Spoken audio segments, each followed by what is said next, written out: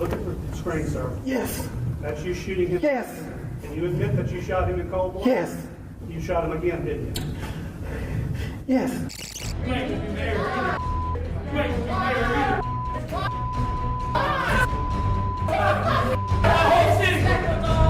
Door 4! Door 4! Ooh, get out of here, man.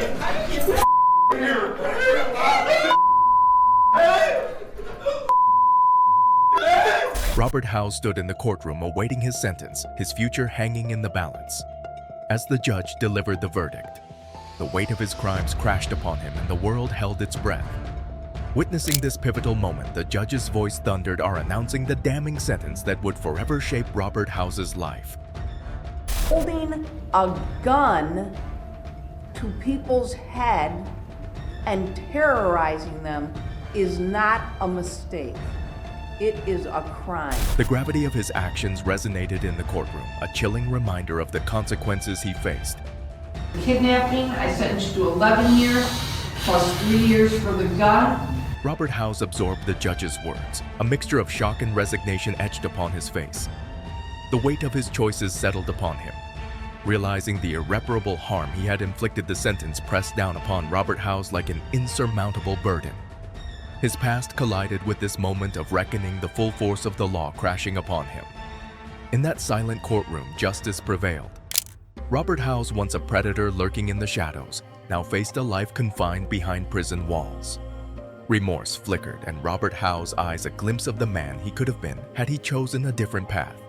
His day became etched into the annals of infamy, a symbol of the consequences that before those who tread the dark path, the weight of his life sentence settled upon him. A sentence that would shape his remaining days. This moment served as a chilling reminder to all, a testament to the power of justice and the lasting impact of our choices. Let Robert Hughes fall from grace stand as a warning to those who walk the treacherous path for justice will find that forever altering their lives. This is Jaleel Smith Riley, who is facing charges for murder in Michigan. The crazy story of Jaleel Smith Riley will leave you astonished. Jaleel Smith Riley found himself in the midst of an armed robbery that took place on November 16, 2013. In Norwood, accompanied by 2 other men, Riley approached a parked car occupied by 20-year-old Portia Brooks and her boyfriend, Aaron Martin. Armed with a handgun, Smith Riley knocked on the car window, forcing Aaron Martin, who was seated in the passenger seat, out of the vehicle.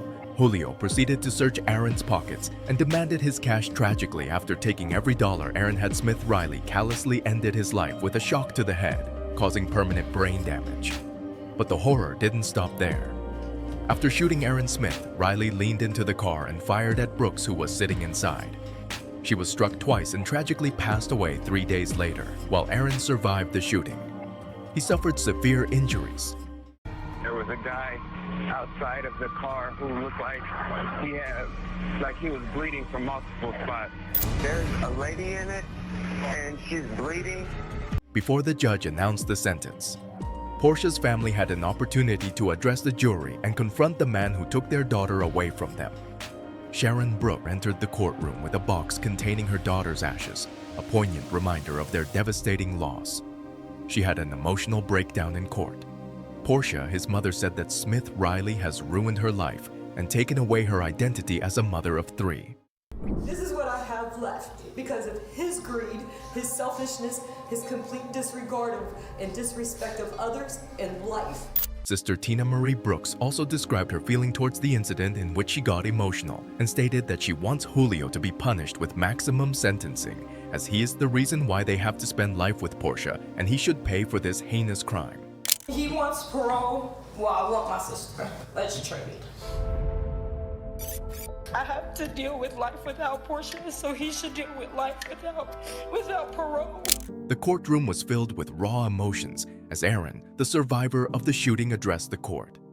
He said in the remembrance of his loved one that Portia will always be with us. Although she is gone, he said that her spirit will be with us forever, reminding Julio and the others of her precious life that was taken away. Go back away. I'm so sorry. This is what I come away. However, the Judge Charles Kubicki, presiding over the case in Hamilton County Common Pleas Court, denied Smith Riley's request and delivered a sentence that sent shockwaves through the courtroom. The weight of the sentence seemed to crush Jaleel Smith Riley as the words sank in the 23-year-old convict collapsed to the floor of the courtroom, a chilling scene that left everyone in attendance in disbelief. Smith Riley received an additional sentence of 11 years for a related attempted murder charge, sealing his fate as a prisoner for life. Four defendants serve a term of life without parole. As to count 4, the offense of attempted murder. Then we have Austin Myers. Austin Myers was just 18 years old when he murdered a friend and was sent to Ohio's death row. According to court documents, Austin Myers believed there was a lot of money in the home of the victim, Justin Back. The original plan was to rob the safe in the home. The idea of strangling them, that way it would create no mess, pretty much be an easier job to handle. But that plan quickly changed when Austin Myers and Timothy Mosley realized Justin Beck was home. They left the victim's apartment. That too then decided to murder Justin and steal the safe. The plan was to make it look like Justin stole the safe and left the house. Obviously, Justin was trying to put up a fight and he wasn't overpowering us. Next day, Austin Myers and Timothy Mosley returned to the Back home. Justin Back let the 2 teenage killers into the house and shortly thereafter was attacked and stabbed over 100 times. Austin Myers tried to shoot the body after Mosley walked out of the house and grabbed a gun. Myers shot the body twice before the gun jammed on the third shot. The shell casing was ejected and later found by police. After hiding Justin Back's body, the two broke open the safe and found that there was nothing of value inside. Austin Myers was arrested the next day and tried to pin the murder on Timothy Mosley, who basically did the same thing. In the end, this teenage murderer was sentenced to death and continues to sit on Ohio's death row. Timothy Mosley was sentenced to life in prison. No, I've made a horrible mistake. I'm only 19 years old. I think there's a lot of good things I can do with my life if you allow me to keep my life. Because of your youth, though, you also have no concept of death. This is Blake Jefferson in a heartbreaking and tragic case. Blake Jefferson, who stands accused of stabbing his own mother to death, appeared in court. The authorities say Blake attacked his mother's dear daughter while she was on the phone with her own mother. The devastating aftermath of the attack was discovered when authorities found Deirdre his lifeless body in her townhome located in southwest Houston. Meanwhile, Blake had sought refuge in a neighbor's closet where he was eventually apprehended by the police. As the judge was carrying out the trial of Blake Jefferson, the accused displayed a range of emotions during his court appearance. Unable to contain his grief and remorse, his cries and anguish filled the courtroom, reflecting the pain he felt over the loss of his mother and the devastating situation he found himself in. However, in a turn of events, Blake Jefferson appeared in the next court hearing. During the hearing, Blake was spotted with a beard.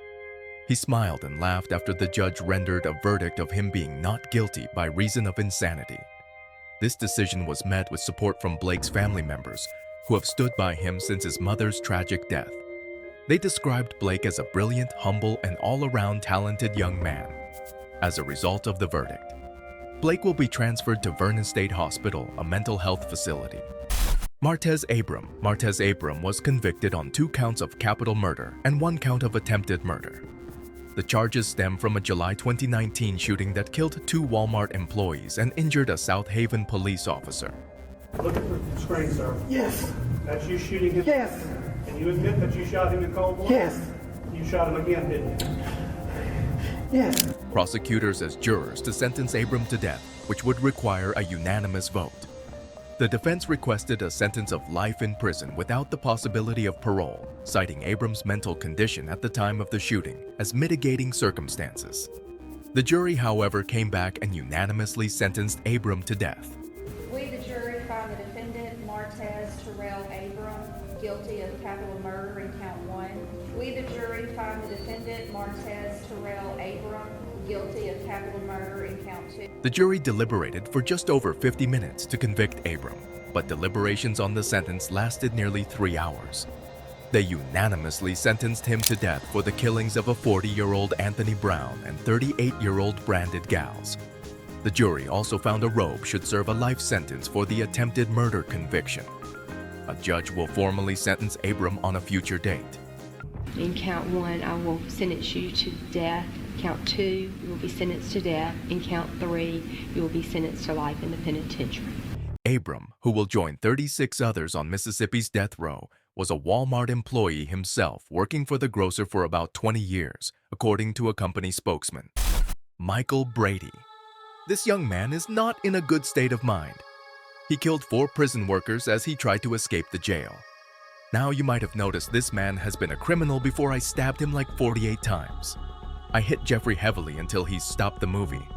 I don't know how many times I hit him with a hammer. That was Michael Brady, and he was so cool describing his ex. He was escaping from a passcode 10 correctional institution in North Carolina. He was sentenced to jail for 24 years for a murder attempt. That time it was to attempt to kill a cop. Brady and his jailmates tried to escape after 3 years of confined life. Just see how the prosecutor is pointing towards Brady and saying this. That man Michael Brady beat that man George Midget like he was trying to bust concrete. That is so brutal. Michael Brady beat that man, George Midget, like he was trying to bust concrete. After killing the jail officers, Brady couldn't escape the jail compound. The lady who witnessed the murder scene for the first time described the elevator as a bloodbath. During the whole prosecution, it was evident that Brady was the master brain behind this escape, and he's not even guilty about that day. Peter, I'm up here to tell the truth. You can ask me anything you want. I'm gonna tell the truth. How it was, whether it hurts me, whether it helps me. I don't care about that. We all know, dude, if you murder someone, they will die. But murder means you took somebody's right to live. You better go to jail. Brady nodded to the prosecutor's statement that his freedom was more important than their lives. Then the judge read out the final verdict. The jury unanimously recommended that the defendant be sentenced to death. Brady was completely emotionless. He might have traded his emotions for his freedom. Have you ever been in a court to witness something like this? It could be a hearing or something similar. To tell us in the comments. This is Jeremy Christian, the man accused of perpetrating the heinous Max train attack in 2070. The victims, their loved ones, and witnesses take the stand. Their voices shaking with a mix of courage and anguish. Their testimonies paint a vivid picture of the events that unfolded on that tragic day. The air grows heavy with emotion as they recount the horrifying details of the attack and the devastating impact it has had on their lives. Jeremy Christian's explosive outburst interrupts the proceedings. Instead of being remorseful and showing any sort of shame, this man shouts in the course, claiming that he should have killed all of the survivors as well. Jeremy Christian is forcefully escorted out of the courtroom. Mr. Jeremy Christian, your mom should have swallowed you. You are a waste of breath. And when you die and go to hell, I hope you rot. See you there. You ain't gonna be married either. You ain't gonna be married either. My whole city. Door 4. Door 4. I should have. Everybody knows you're alive. Everybody knows you're alive. Their determination to have their voices heard strengthens the resolve of everyone in the room. They wanted him to hear what they had to say. The court reconvenes with the defendant relocated to another room connected via video feed. The stage is set for the victims to share their powerful impact statements. With raw emotion and unwavering strength, they recount their personal journeys of trauma loss and resilience. Earlier that year, Dr. Emery was already proven guilty of the charges against him. He killed 2 men and injured several. Currently, he is facing imprisonment for a lifetime without parole. The most he can get is receiving the eligibility of parole after 30 years. The next day, the sentencing was continued, and after listening to more than a dozen of the victims, including the families of the people that were killed by Jeremy on Max train, the judge came to a decision and sentenced Jeremy a lifetime in prison with no chances of ever getting out. The grim sleeper, Lommy Franklin, 63 years old, a former garbage collector up here, is impassive as he was sentenced Wednesday for killing a teenager and 9 women in South Los Angeles between 1985 and 2007. What you've done is not just justifiable under the laws of God or laws of man's superior court, Judge Kathleen Kennedy told him as victims' relatives looked on some tears on the other side and said, "A man." The judge read the names of the 10 victims, pausing each time to say, "You shall suffer that death penalty." First-degree murder of Deborah Jackson is alleged in count 1, and the special circumstance of multiple murder. It is the judgment and sentence of this court that you shall suffer the death penalty. The Grim Sleeper nickname was coined for an apparent 13-year hiatus and slayings, but authorities now think Franklin never arrested. During the penalty phase of his trial, prosecutors linked him to 5 additional murders. Detectives believe he may have killed at least 25 women. Some of them were drug addicts, prostitutes, and nearly all came from poor, marginalized neighborhoods. Community members complained that it took police 2 decades to link the cases to a single killer. Most were shot at close range, 2 were strangled, and 2 are both strangled and shot.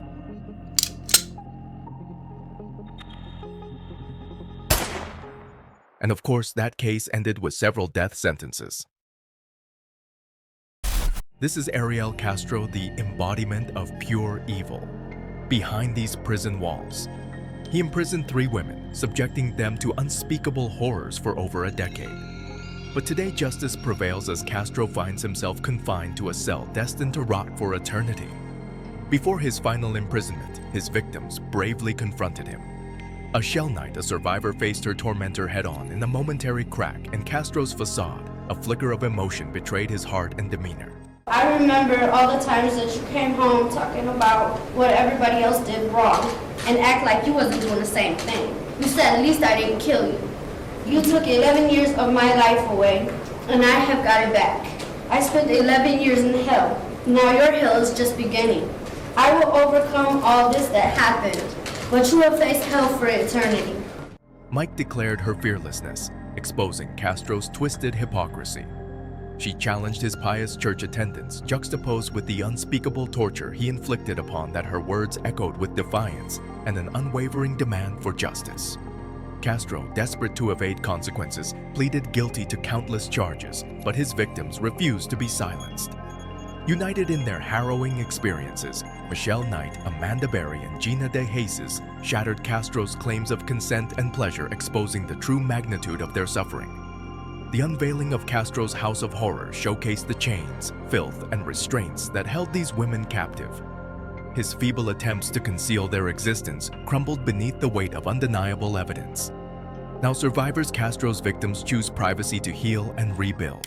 Sexual problems been so bad on my mind that I'm repulsive. Most of the sex that went on in the house, and probably all of it, was consensual.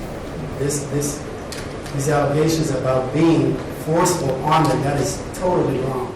Through their loved ones, they express an unwavering determination to move forward, reclaiming their strength and refusing to be defined by their past. Castro's fate is sealed, an eternity in prison, devoid of mercy. But for his victims, the scars he left run deep and enduring. This is the story of Ariel Castro, a man who believed he could steal lives, but in their unwavering resilience, the survivors emerge as the true heroes. As Castro fades into obscurity, they will continue to live, love, and thrive. Their indomitable will to overcome is a story that demands to be heard.